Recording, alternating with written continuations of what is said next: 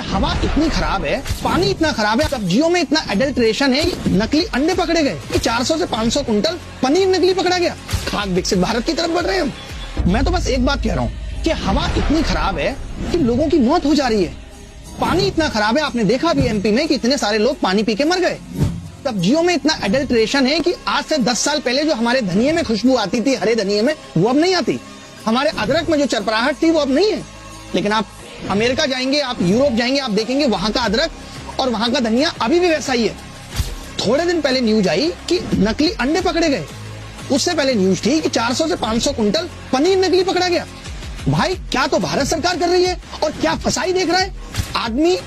क्या सांस ले, क्या पानी पिए, क्या खाए, यहाँ पग पग पे सोचना है। और हम कहते हैं हम विकसित भारत की तरफ बढ़ रहे हैं। मुझे ऐसा लगता है कि हम अविकसित और असभ्य भारत की तरफ बढ़ रहे हैं, जहां हम समोसे की रेडी लगाने को, रेलवे स्टेशन पे कुली बनने को रोजगार कहते हैं। अगर ये रोजगार है तो ये विकसित देशों में तो नहीं है। ये रोजगार विकसित देशों में तो नहीं है कि होटल के रिसेप्शन से आपको कंबल खुद उठा के अपने रूम तक जाना है।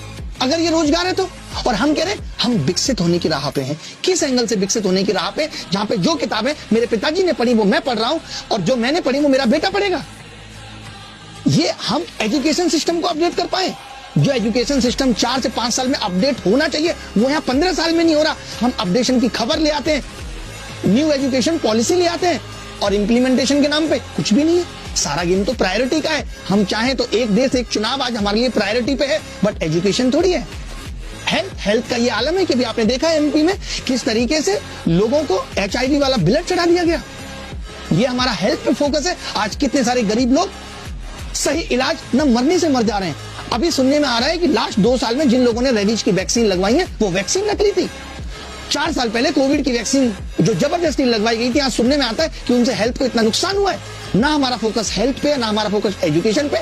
खाक विकसित भारत की तरफ बढ़ रहे हैं हम। भाई मुझे इस देश से प्यार है, इसीलिए मैं ये सवाल कर रहा हूं, और इसीलिए ये बात मैं जिम्मेदार लोगों से पूछ रहा हूं, और आपके कानों तक भी पहुंचना चाहता हूं कि आप भी इस वादे पे एकदम भरोसा मत रखिए कि 2047 में विकसित हो जाएगा भारत। क्योंकि जो आदमी ये बात कह रहा है वो 2047 में नहीं होगा। आप किससे सवाल पूछोगे उस वक्त, उससे अभी पूछो। अगर मैं चंडीगढ़ के रास्ते पे हूं तो 1 घंटे के बाद अगर मैं सोनीपत और अगले 1 घंटे में मैं करनाल नहीं पहुंच रहा हूं, इसका मतलब मैं चंडीगढ़ कभी नहीं पहुंचूंगा, क्योंकि मैं उस रास्ते पे ही नहीं। मुद्दा इस दैट